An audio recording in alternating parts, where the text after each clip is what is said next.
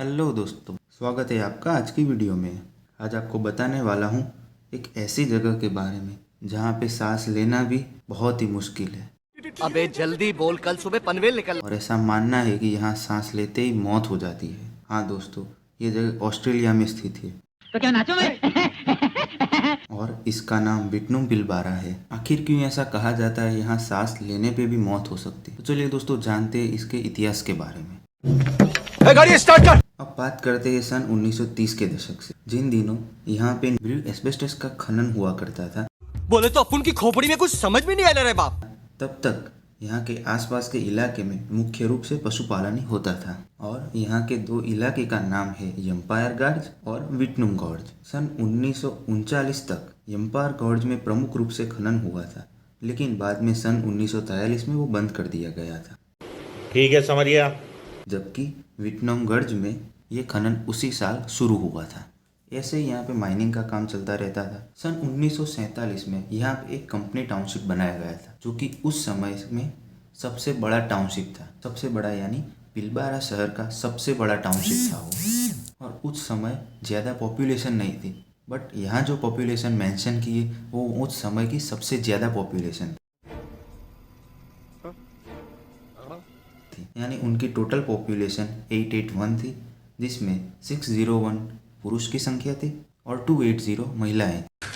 तू समझा? हाँ। नहीं, तू समझा नहीं। थी। जैसा पहले ही आपको बताया, यहाँ पे ब्लू एस्बेस्टस की माइनिंग हुआ करती थी।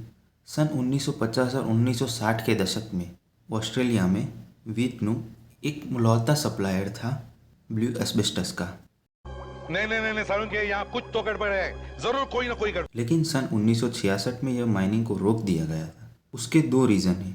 एक तो वहाँ पे जो एम्प्लॉय काम करते थे उनमें डिजीज़ दिखने को मिले, और ये माइन भी अब प्रॉफिटेबल नहीं रही थी। अब ऐसा होते ही इसमें गवर्नमेंट की एंट्री होना बहुत ही जायज़ बात है।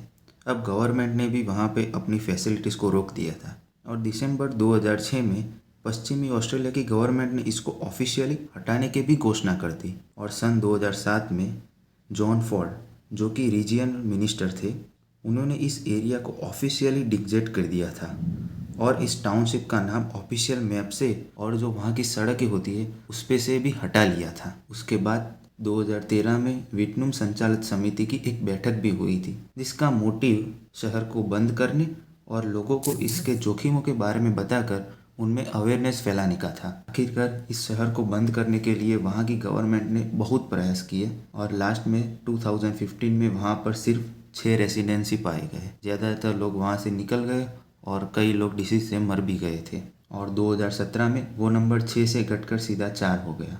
जैसे जैसे साल बढ़ता गया उनकी संख्या कम होती गई। 2018 में वो सिर्फ 3 हो गए, और 2021 में वो घटकर सिर्फ 2 ही बच गए थे। आखिरकार 31 अगस्त को इस टाउनशिप में रहने वाला आखिरी पर्सन भी वहाँ से खाली करके निकल गया। इसी के साथ ही यह जगह अब पूरी तरह से निर्जन और पूरी तरह से वीरान हो गई है। यहाँ पे जाना भी अब मुमकिन नहीं है। दरअसल ये जगह इतनी टॉक्सिक हो गई थी, यानी कि इतनी जहरीली हो गई थी ड्यू टू द माइनिंग। यहाँ के लोग फिर ऐसा भी कहने लगे यहाँ पे सांस लेना भी मुश्किल है, और कुछ तो ऐसा भी फील करते थे यहाँ पे सांस लेगा वो इंसान जिंदा भी नहीं बच पाएगा। हमारे मतलब आपको मत सिखा। यही दोस्तों पूरी स्टोरी थी आज की ऑस्ट्रेलिया के बारे में। ऐसे इंटरेस्टिंग एंड इन्फॉर्मेटिव वीडियो देखने के लिए हमारे चैनल को सब्सक्राइब करें, शेयर करें, लाइक करें और बेल आइकन दबाना बिल्कुल ना भूलें। धन्यवाद दोस्तों, मिलते हैं फिर अगली वीडियो में।